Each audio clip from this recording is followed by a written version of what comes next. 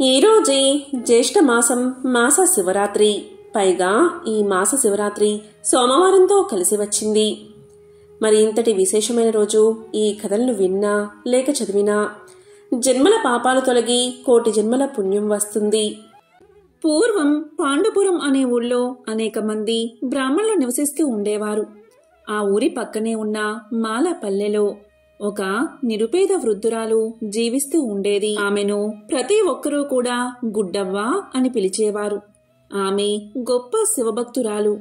పేదరికమే కాకుండా ఆమెను పట్టి పీడించే భయంకర కుష్టి రోగాన్ని కూడా ఆమె సహిస్తూ శివనామస్మరణ చేస్తూ కాలాన్ని గడిపేది. ఒకసారి ఆమెకు పనిపడి పాండుపురానికి పోవలసి వచ్చింది. కుష్టు రోగంతో ఆమె శరీరంలోని అవయవాలన్నీ పుళ్ళు పడి ఉన్నాయి. కాళ్ళు చేతుల వేళ్లు కొన్ని ఊడిపోయాయి. శరీరం నుంచి విపరీతమైన దుర్గంధం వస్తుంది. ఆమెను చూసి ఆ ఊళ్ళో బ్రాహ్మణులు జాలి తలచే బదులు తిట్టి పోశారు. అంత రోగగ్రస్తురాలివి ఊళ్ళోకెందుకు వచ్చావు? నీ వ్యాధి మాకందరికీ అంటించడానికా? మేము పిల్లా పాపలతో సుఖంగా ఉండడం నీకిష్టం లేక ఇక్కడికి వచ్చావా? ముందు ఇక్కడ్నుంచి వెళ్ళిపో అని నానా దుర్భాషలు ఆడి ఆమెను వెళ్ళగొట్టారు. పాపం గుడ్డవ్వ శారీరక కష్టానికి తోడు వాళ్ల మాటలతో మనసు ఎంతో బాధపడి ఇంకా తాను జీవించడం వ్యర్థమని నిర్ణయించుకుని ఆ ఊరిలో కొలువు తీరిన సోమేశ్వరుని చెంత ప్రాణత్యాగం చెయ్యాలి అనుకుని వేగంగా శివాలయం వైపు అడుగులు వేసింది. ఆ బాధలో దారి తెన్నో చూసుకోక పడిపోతుంటే దోవలో రాళ్లు తగిలి శరీర అవయవాలు తెగిపోసాగాయి. కాళ్ళు వేళ్లు ఊడిపడి నడవడానికి రాక పాక్కుంటూ శివా నీవే దిక్కు అంటూ శివాలయం చేరుకుంది గుడ్డవ్వ. ఆమె భక్తికి మెచ్చిన శివుడు ప్రత్యక్షమై వరం కోరుకోమన్నాడు. అప్పుడు గుడ్డవ్వ ఇలా పలికింది, స్వామి, నీ దర్శన భాగ్యం లభించింది. ఇంకా నాకేం వరం కావాలయ్యా అంటూ శివుణ్ణి స్తుతించసాగింది. ఆమె భక్తికి ఆశ్చర్యపోయిన శివుడు ఆమె రోగాన్ని తీసేసి ఆరోగ్యవంతమైన శరీరాన్ని ప్రసాదించాడు. అంతేకాదు ఆమె కోరకుండానే ఇలా అన్నాడు, నీ రోగమంతా నిన్ను అవమానించిన వారికి పంచానులే అన్నాడు. గుడ్డవ్వ తన శేష జీవితాన్ని సుఖంగా గడపమని ఆనతి ఇచ్చాడు ఆ మహాశివుడు. దీంతో గుడ్డవ్వ తన ఇంటికి చేరి తన సాధారణ జీవితాన్ని గడపసాగింది. పాండుపురంలో గుడ్డవ్వని దూషించిన వారందరికీ అకస్మాత్తుగా కుష్ఠురోగం వచ్చి నానా బాధలు పడసాగారు. తరువాత గుడ్డవ్వకి శివుడు ప్రత్యక్షమైన సంగతి, ఆమె రోగం పోయిన సంగతి వారికి తెలిసింది. ఆమెని నిందించడం వల్లే తమకి ఆ రోగం వచ్చిందని పశ్చాత్తాపపడి అంతా వెళ్లి గుడ్డవ్వను శరణు వేడారు. తమ తప్పుని క్షమించమని వేడుకున్నారు. చాలా సున్నిత మనస్కురాలైన గుడ్డవ్వ శివుణ్ణి ప్రార్థించింది. ఆమె ప్రార్థనతో శివుడు వారి రోగాన్ని కూడా నశింపచేశాడు. భక్తికి సౌశల్యానికి మించిన సాధన లేదని అంతా గ్రహించారు. ఎంతో విశేషమైన ఈ కథను విన్నవారికి ఆ మహాశివుడి ఆశీస్సులు లభిస్తాయి. సంపూర్ణ ఆరోగ్యం చేకూరుతుంది. ఓం త్రయంబకం యజామహే సుగంధిం పుష్టివర్ధనం ఉర్వారుకమివ బంధనాన్ మృత్యోర్ముక్ష్యా నమామృతాత్. అందరికీ శక్తినిచ్చే ముక్కంటి దేవుడైన సుగంధ పరిమళం కలిగి పుష్టిని వృద్ధి చేసే 3 కన్నుల వాడైన ఓ పరమేశ్వర, నిన్ను నేను పూజిస్తున్నాను.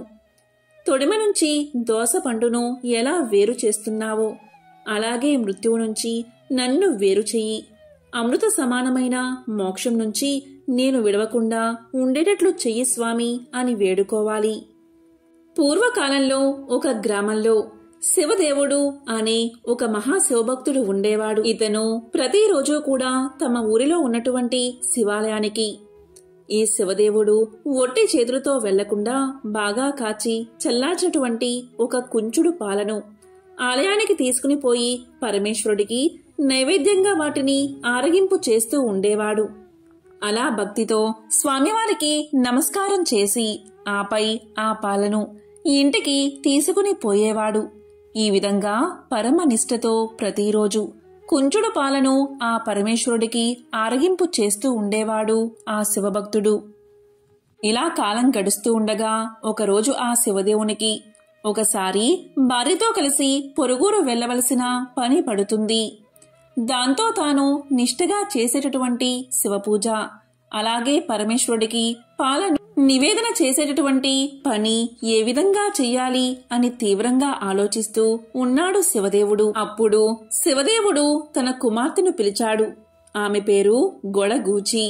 ఆమెతో శివదేవుడు ఇలా పలికాడు, అమ్మా, ప్రతిరోజు నువ్వు శివాలయానికి వెళ్లి పరమశివుడికి పాలను నైవేద్యంగా పెట్టు. ఈ బాధ్యత సక్రమంగా నెరవేర్చు అని చెప్పి తల్లిదండ్రులు వెళ్లిపోయారు. తర్వాత రోజున ఆవు పాలను శుభ్రంగా మరగబెట్టి కుంచెడు పాలను కొలిచి శివాలయానికి సమర్పణగా తీసుకుని వెళ్తుంది గొడగూచి. పాలు ఎవరికీ కనపడకుండా పైన కొంగు కప్పుతుంది. శివాలయానికి ఎదురుగా పాలను పెట్టి పాలను తాగమని శివలింగాన్ని కోరుతుంది. పాలు శివలింగం ముందర పెట్టి అమాయకత్వంతో శివుడు వచ్చి స్వయంగా తానే పాలు తాగుతాడు అనుకుంటుంది ఆ చిన్ని పిల్ల. కాని ఎంతసేపైనా శివుడు ఆ పాలు తాగకపోయేసరికి ఎంతో బాధపడుతుంది. పాలు తాగమని శివుణ్ణి ప్రార్థిస్తుంది. ఎంత ప్రార్థించినా సరే శివుడు పాలు తాగకపోయేసరికి ఎందుకు తాగడం లేదని ఎన్నో కారణాలను ఆలోచిస్తుంది. ముక్త భక్తితో గొడగూచి శివుణ్ణి ప్రశ్నలు అడగడం ప్రారంభిస్తుంది. ఏమైంది? ఎందుకు పాలు తాగడం లేదు? చిన్నపిల్లను నేను. పాలు తెచ్చానని తాగడం లేదా? నీవు ఇప్పుడు పాలు తాగు. నీకు కావాలంటే గుజ్జు భోగిరపు పాలను తెచ్చిస్తాను అని కోరింది. అయినా శివుడు పాలు తాగలేదు. మళ్ళీ ఆమె ఇలా పలికింది, ఎందుకు పాలు తాగడం లేదు? పాలు వేడిగా ఉన్నాయా? కమ్మని వాసన రావడం లేదా? పాలు శుభ్రంగా లేవా? ఏమైనా పాలు విరిగిపోయాయా? పాలల్లో నుంచి ఏమైనా వాసన వస్తుందా? పాలల్లో ఎక్కువ నీళ్లు కలిసాయా? ఈ పాలు నీకు సరిపోవా? ఎందుకు తాగడం లేదు అని ఎన్నో ప్రశ్నలు వేసి ఒకసారి నేను తెచ్చిన ఈ పాలు తాగు అని కోరింది. అయినా మహాశివుడు పాలు తాగలేదు. మళ్ళీ ఆమె ఇలా పలికింది, నేను ఒంటరిగా పాలు తెచ్చానని తాగడం లేదా? ఈ గిన్నె బాలేదా? నాకు నైవేద్యం పెట్టడం రాదని నీవు తాగడం లేదా?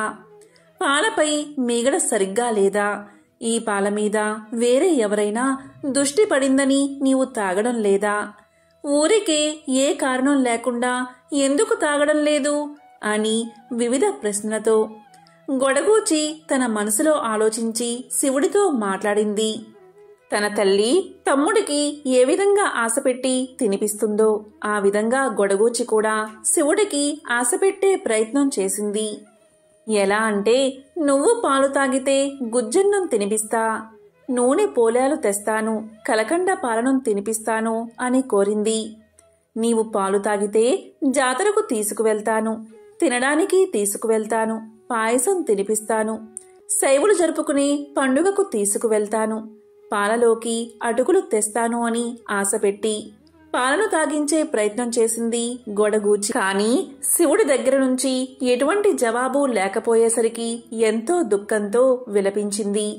ఎన్ని ప్రయత్నాలు జరిగినా శివుడు వచ్చి పాలు తాగకపోయేసరికి ఆమె ఎంతో బాధపడింది. ఆమె ఇలా అనుకుంది, శివుడు పాలు తాగకపోతే మా వాళ్ళు నన్ను చంపుతారు.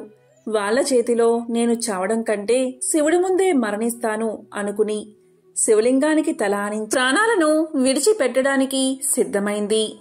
ఆమె చేష్టలు ఆమె ముక్త స్వభావానికి ప్రతీక. ఇది గమనించిన శివుడు పాలు తాగాడు. దాన్ని చూసిన గొడగూచి ఆ మహాశివుడితో ఇలా పలికింది, నేను చిన్నపిల్లను అని మరీ ఇంత ఏడిపిస్తావా? మా అన్నకు చెబుతాను ఉండు అని బెదిరించి పూర్తిగా చిన్నపిల్ల మనస్తత్వాన్ని నిరూపించుకుంది. ఇలా ప్రతిరోజు శివుడికి పాలు ఇచ్చి ఇంటికి తిరిగి వెళ్తూ ఉండేది ఆ గొడగూచి.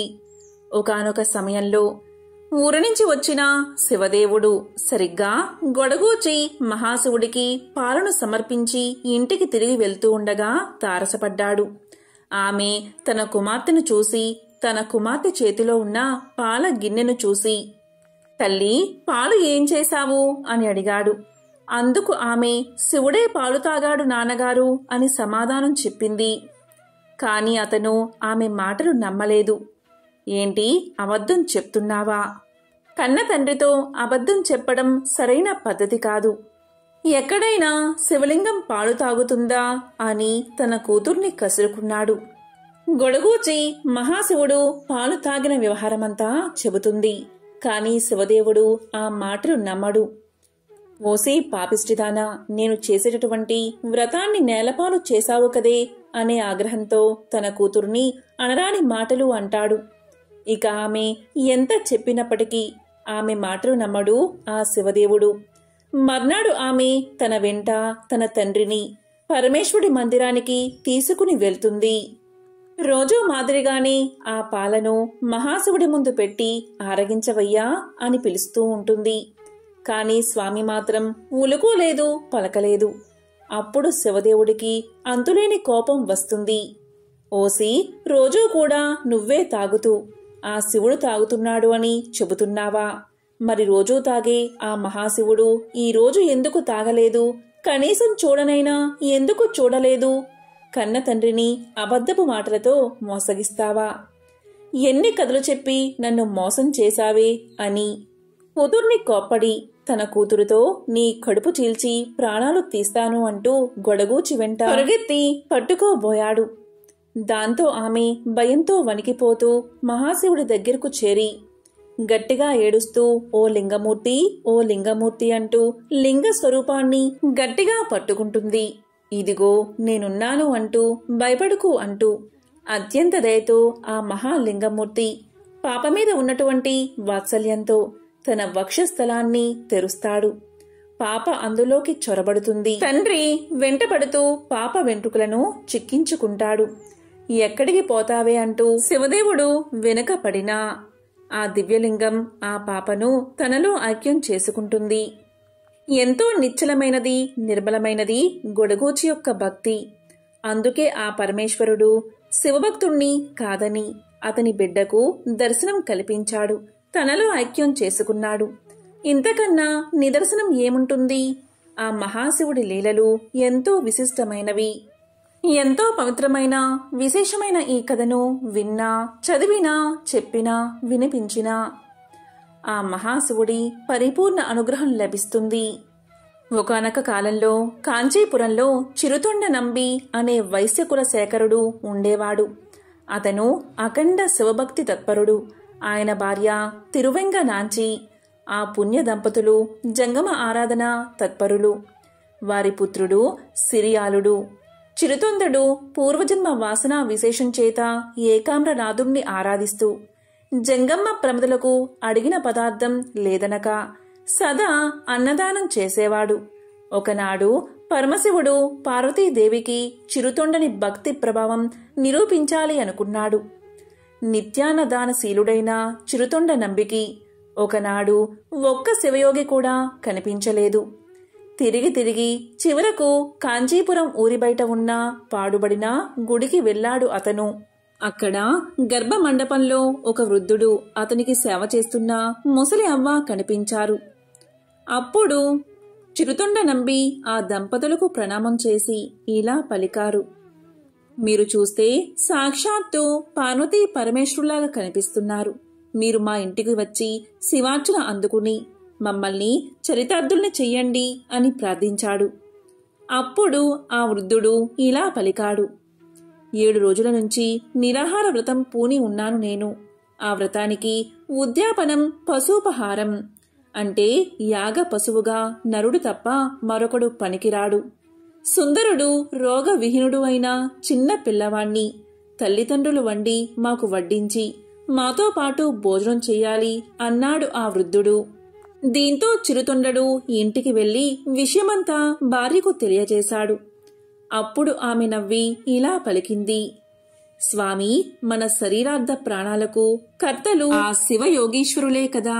వారి సొమ్ములు వారికి సమర్పించడానికి మనకి ఆలోచన ఎందుకు అని పలికింది.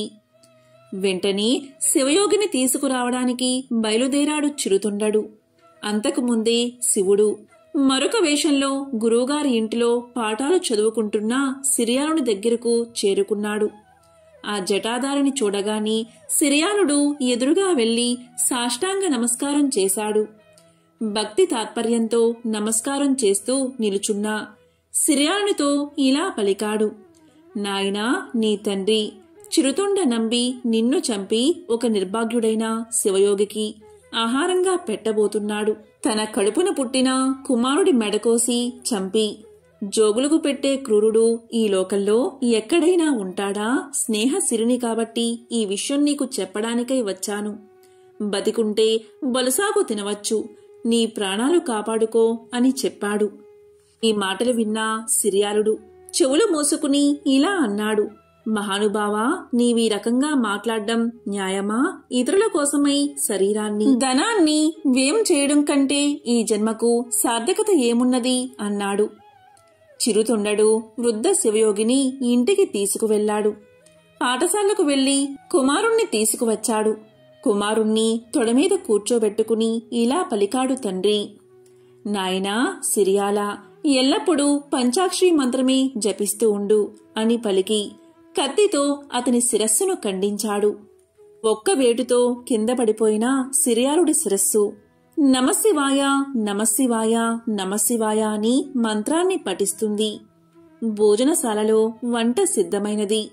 అమృత ఆహారం ఆరగించవలసిందిగా నమస్కరించారు ఆ నంబి దంపతులు. అప్పుడు ఆ శివయోగి ఇలా పలికాడు. నాకు మరొక్క నియమం ఉన్నది. మగబిడ్డలేని నిర్భాగ్యుడి ఇంట్లో భోజనం చేయకూడదు. నీ కుమారుణ్ణి పిలువు అన్నాడు ఆ మాయా జంగముడు. అప్పుడు నంబి ఇలా పలికాడు. స్వామి, ముందే ఆ విషయం చెప్పి ఉంటే కుమారుణ్ణి పిలిచేవాణ్ణి. ఇప్పుడు వాడెక్కడికి పోయాడో ఆడుకోవడానికి అన్నాడు నంబి. ఆ వృద్ధ దంపతులు నంబి భార్యను ఎలుగెత్తి కుమారుణ్ణి పిలవమన్నారు. వెంటనే నంబి భార్య రారా రారా కుమారా అని దిక్కులు ప్రతిధ్వనించేటట్లు పిలిచింది. అలా పిలవగానే మరుక్షణమే ఆకులలో ఉన్న శాఖ పాకాల నుంచి సిరియాల కుమారుడు వారి ముందు నిలిచాడు. పరమశివుడు భస్మదేహంతో నాగాలంకార భూషణుడై అర్ధచంద్రాకృతితో సాక్షాత్కరించి సశరీరములతో కైలాసానికి రమ్మని వారిని ఆహ్వానించాడు. అంత చిరుతొండడు ఇలా పలికాడు. స్వామి, నీ దయవల్ల 1000 గోత్రములకు చెందిన మా వైశ్యులందరూ ఈ కంచి పట్టణంలో ఈశ్వర ఆరాధన చేస్తూ ఉన్నారు. వారందరినీ విడిచిపెట్టి నేనొక్కడినే రాలేను. ఇంతమందిని కైలాసానికి రమ్మంటే వస్తాను అన్నాడు. అప్పుడు శంభుడు కరుణించి కంచిలో ఉన్న వైశ్యులందరూ కైలాసానికి వచ్చేటట్లు వరాన్ని ప్రసాదించాడు. కన్న కుమారుణ్ణి కూడా బలి చేయడానికి వెనుదీయకుండా తనతో పాటు స్వజనానికి కూడా మోక్షం ఇప్పించిన చిరుతొండ నంబి పరోపకారార్థమై తన శరీరమే దానం చేసిన సిరియాలుడు శైవ భక్తుల్లో అగ్రగణ్యులు. ఎంతో పవిత్రమైన విశేషమైన ఈ కథను విన్న వారికి మోక్షం కలుగుతుంది. పూర్వకాలంలో కంబా అనే పట్టణంలో దీపక దలియారు అని ఒక శివభక్తుడు ఉండేవాడు. అతను ఒకసారి వేరే పని మీద ఇంకొక గ్రామానికి వెళ్లాల్సి వచ్చింది. దోవ మధ్యలో ఒక అడవి, దానిలో ఒక పాడుబడ్డ శివాలయాన్ని చూశాడు అతను. అది చూసి అతని ఆలోచనలు పరిపరి విధాలా పోయాయి. ఇదేమి వింత, శివుడి అరణ్యం మధ్యలో ఎందుకు ఉన్నాడు? శత్రువుల వల్ల ఇతనికేమీ అపాయం వస్తుందో? అసలే ఎప్పుడు త్రిపురాసురులు వగైరా పెద్ద పెద్ద రాక్షసులతోనే శత్రుత్వం ఏర్పరచుకుని వాళ్ళని చంపేస్తూ ఉంటాడు. ఈయనకేమో దయాలువు అని పెద్ద పేరు. మరి ఇలాంటి రాక్షసుల్ని చంపి వాళ్లతో విరోధం తెచ్చుకోవడం ఎందుకు? రాక్షసులు మహాబలవంతులు, వారితో విరోధం మంచిది కాదు. అటువంటి విరోధులు ఉన్న ఇతడు కారు చీకట్లు కమ్మి ఇలాంటి దట్టమైన అడవిలో ఎవరి సహాయం లేకుండా ఒక్కడూ ఉండవచ్చా? పైగా ఈ గుడి కూడా శిథిలమైపోయినది. గోడలు అస్సలు గట్టిగా లేవు, తలుపులు ద్వారబంధాలు లేవు, చుట్టూ ప్రాకారం కూడా లేదు, పార్వతీదేవి ఉండే చోటు కూడా లేదు. ఇలాంటి పాడుబడిన గుడిలో ఏ పూజా పునస్కారం లేకుండా ఇలా ఉండే అవసరం ఈయనకేం వచ్చింది అనుకున్నాడు.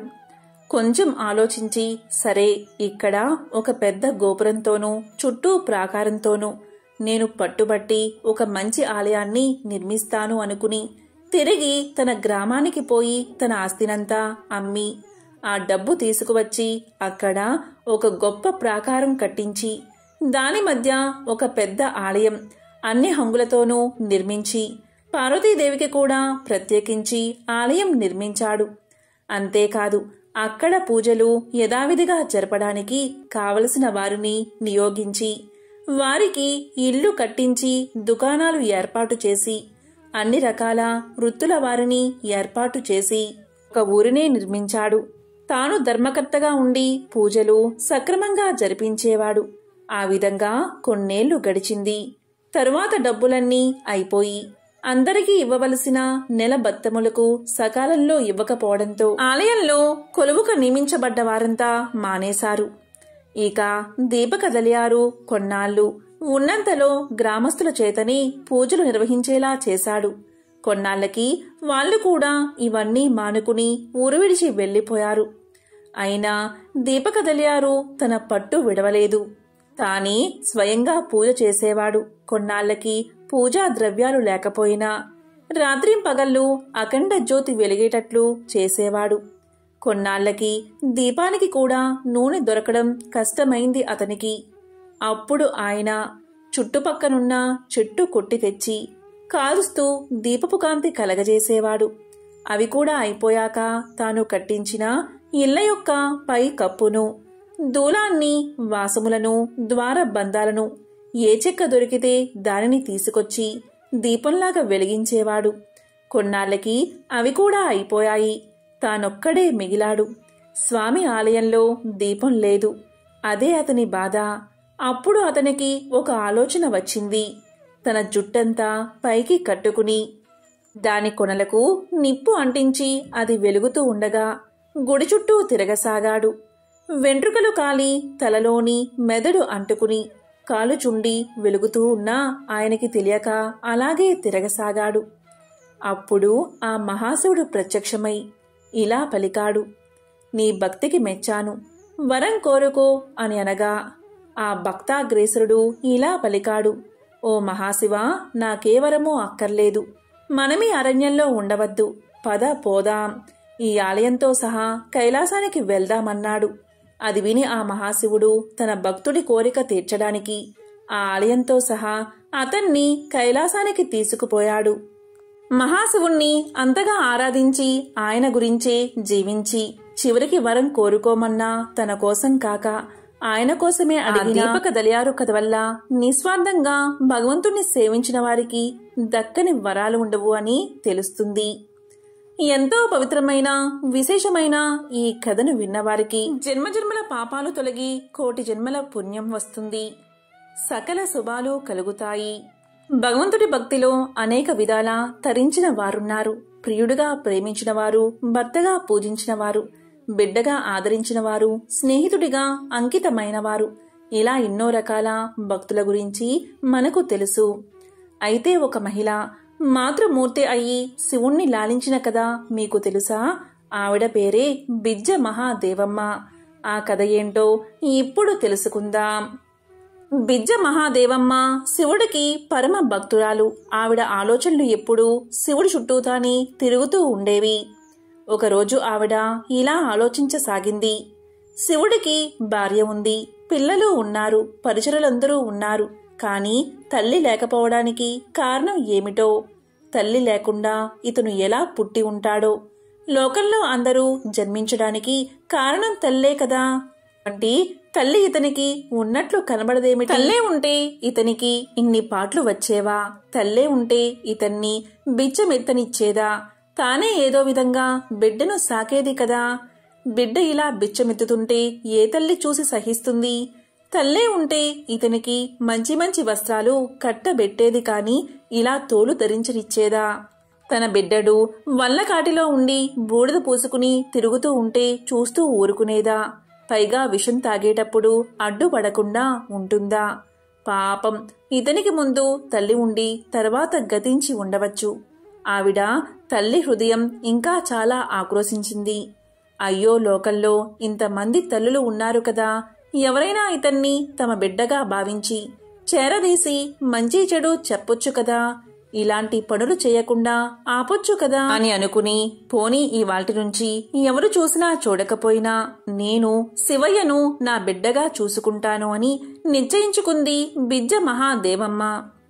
శిశుపరిణామం గల ఒక శివలింగాన్ని తీసుకువచ్చి ఆ లింగంతో ఇలా పలికింది, నాయనా, ఇక నుంచి నువ్వు నా బిడ్డవు.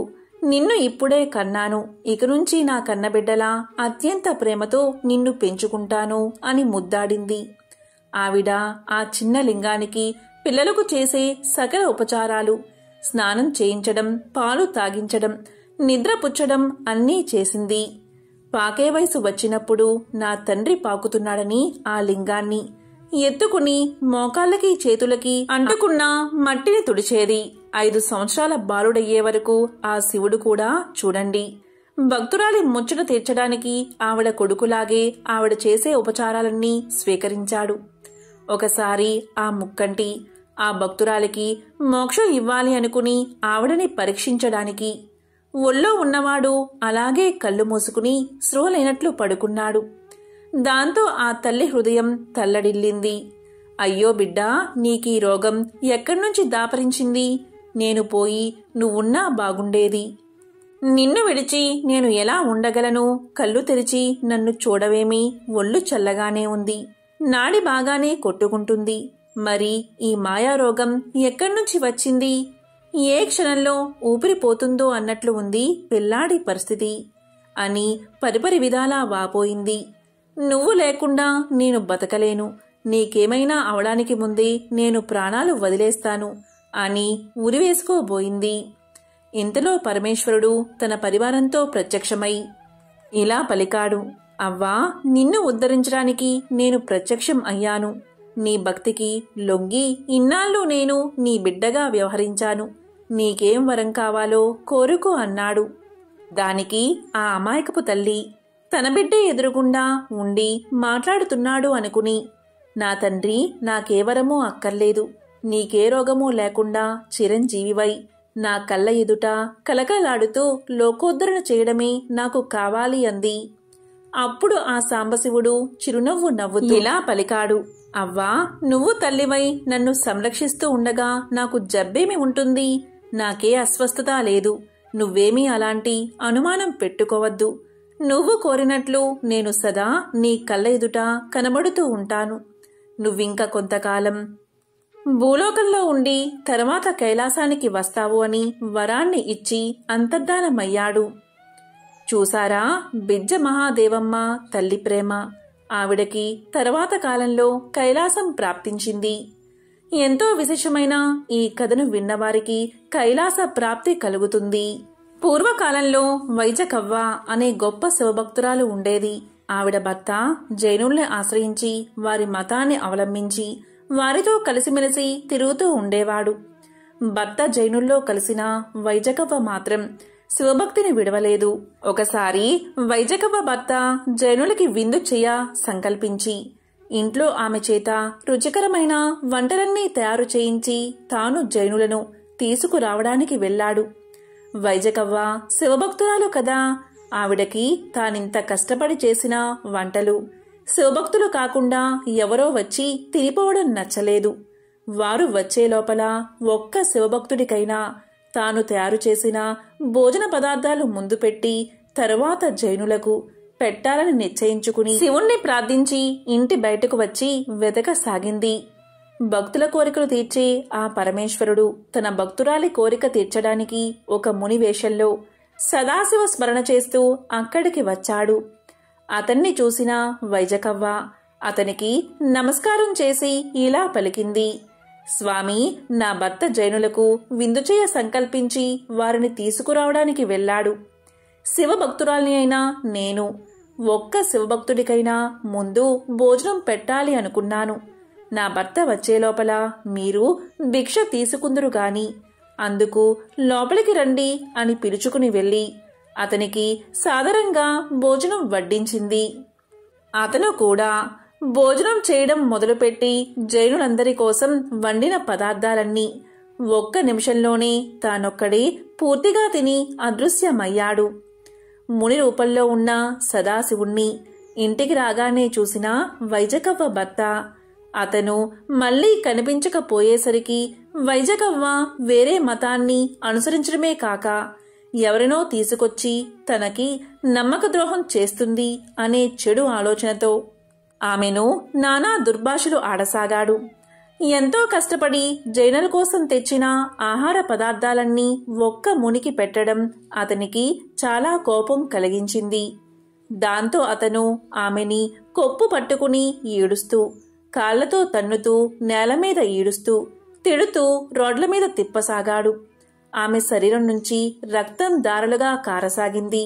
ఆ మహాసాధ్వి మాత్రం కొంచెమైనా భయపడక, బాధపడక భర్త పెడుతున్న బాధలన్నీ సహిస్తూ, పార్వతీసా, శంభో శంకర, భక్త పరిపాలక, నీ భక్తురాలిని కాపాడే భారం నీదే అని ధ్యానించసాగింది. అప్పుడు దయాళువైన ఆ మహేశ్వరుడు ఒక బాలుడి రూపంలో వచ్చి ఆమె భర్త కొట్టి దెబ్బలు ఆమెకు తగలకుండా చేతులు అడ్డు పెడుతూ ఆ జన సమర్థములో వారితో పాటు నడవసాగాడు. కోపగించిన ఆమె భర్త ఆ బాలుణ్ణి కూడా కొట్టగా చిత్రంగా ఆ దెబ్బలు అతనికి తగలకుండా అక్కడ ఉన్న రాజభటులకు తగిలి వారు అక్కడ్నుంచి పారిపోయారు. ఇదంతా చూస్తున్న ఒక జైన భక్తుడు వైజకవ్వ భర్తను ఆపి ఇలా పలికాడు. ఆమె గొప్ప భక్తురాలు, అందుకే నువ్వు కొట్టే దెబ్బలు ఆమెకు తగలడం లేదు. అనుమానంతో ఎందుకు ఆమెను బాధపెడతావు? నీకు ఇష్టం లేకపోతే ఆమె ఇష్టం వచ్చినట్లు వెళ్ళనివ్వు, కాని ఇలా బాధించకు అని నచ్చ చెప్పాడు. వైజకవ్వని కూడా సముదాయించాడు. అమ్మా, నీ మగడు నిన్ను అంగీకరించకపోతే నీ ఇష్టం వచ్చిన చోటికి వెళ్ళిపో అని ఆమెని భర్త నుంచి విడిపించాడు. దీంతో వైజకవ్వ ఇలా పలికింది. ఈ రాత్రివేళ ఎక్కడికి వెళ్తాను అని ఆలోచిస్తూ నడుస్తూ ఉండగా ఒక జైన దేవాలయం కనబడింది.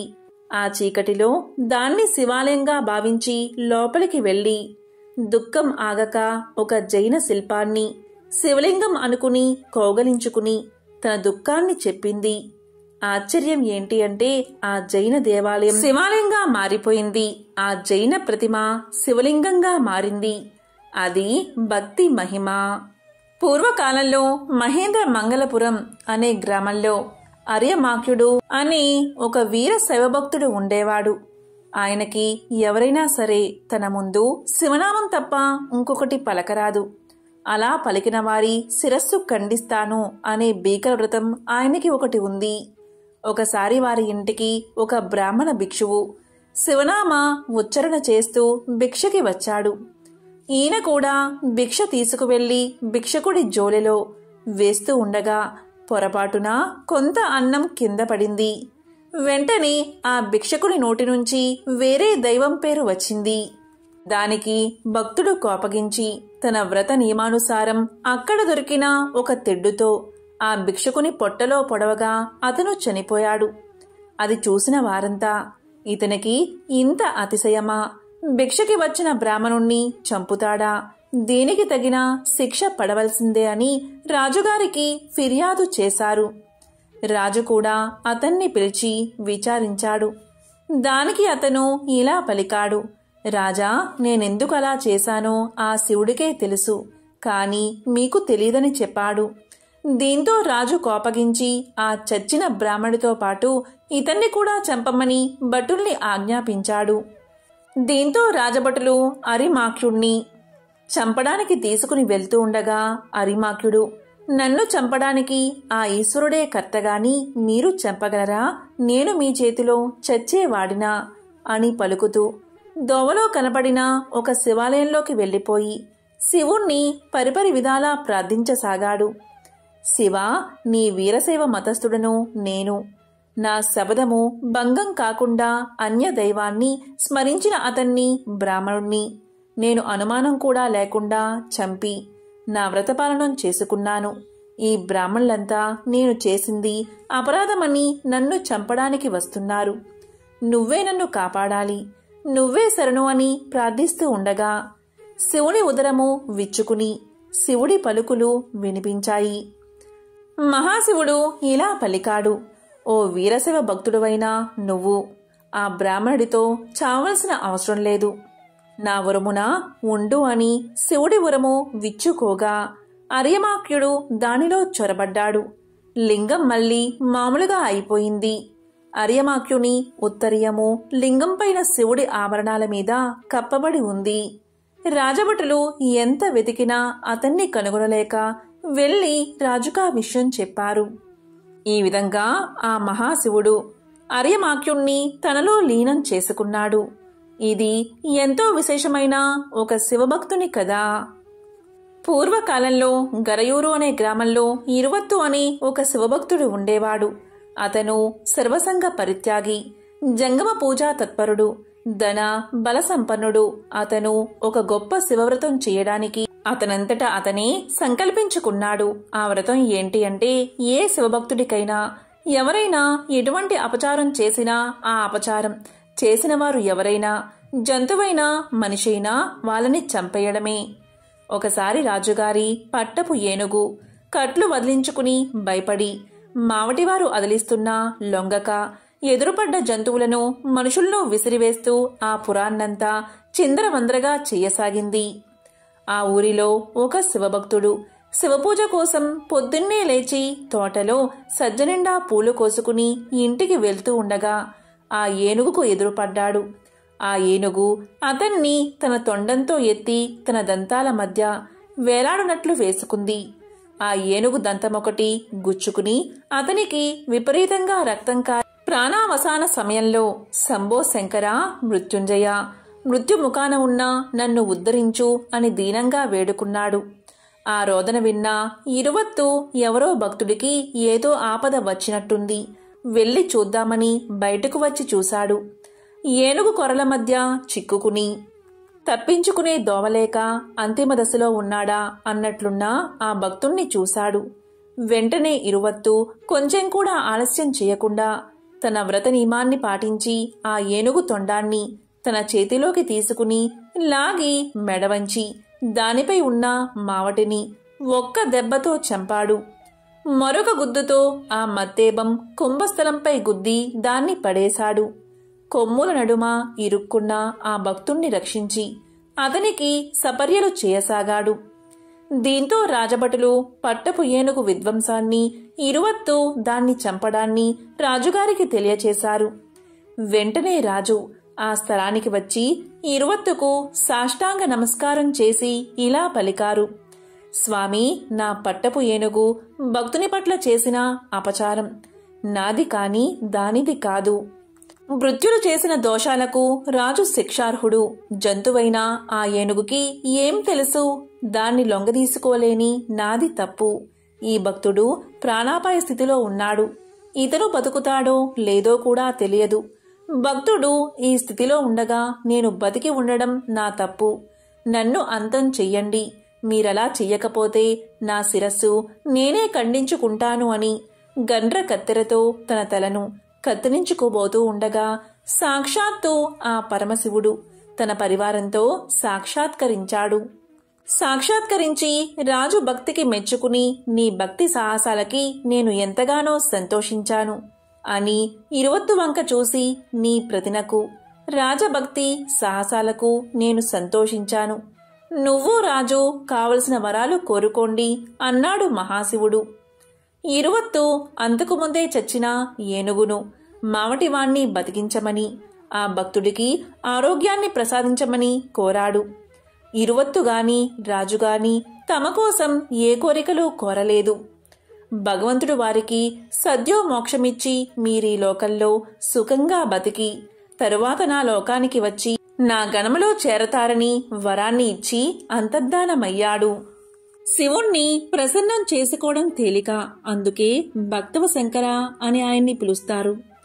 ఎంతో పవిత్రమైన విశేషమైన ఈ రోజు ఈ కథలను విన్నా, చదివినా, చెప్పినా, వినిపించినా జన్మల పాపాలు తొలగి కోటి జన్మల పుణ్యం వస్తుంది. సకల శుభాలు కలుగుతాయి. ఓం నమః శివాయ. ఓం నమో నారాయణాయ.